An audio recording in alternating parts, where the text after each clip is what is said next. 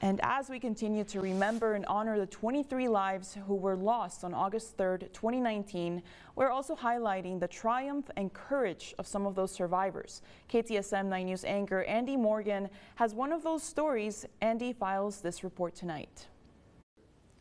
Over the past 5 years, we've chronicled the EP Fusion soccer team who were fundraising outside the Walmart on that August 3rd day. Today, for the first time, we're hearing from one of those girls, Maddie McGuire, who has found solace as a cross-country runner at Eastwood High School.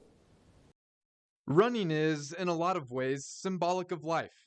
You have to drive yourself to overcome obstacles, and when it feels like it's just too much, you find the inner strength to push through, one foot in front of the other. And for Eastwood junior Maddie McGuire, running is a form of therapy. It kind of like helps me clear my head, I guess. Hey, good morning everybody. How are you doing today, this beautiful Saturday? Maddie was just 10 years old when a gunman opened fire at the Cielo Vista Walmart. That was where Maddie and her teammates were set up outside, fundraising for their soccer team.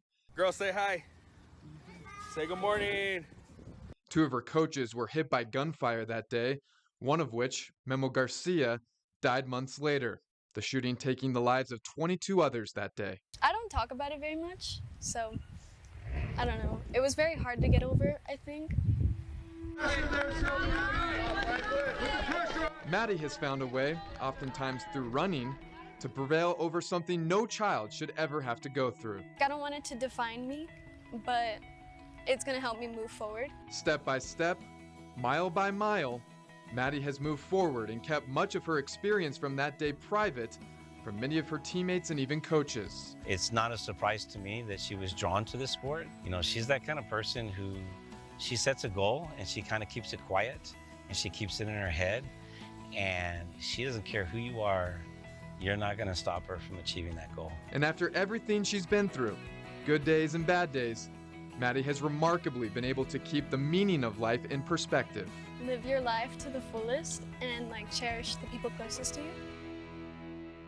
It certainly hasn't been easy for Maddie these past 5 years. Her coach didn't even know she had lived through the shooting firsthand until we approached him with the story. And if you need someone to reach out to or someone to talk to on this day of remembrance, you can call Emergence at the number you see on your screen. And we certainly appreciate Maddie for letting us tell her story. Back to you.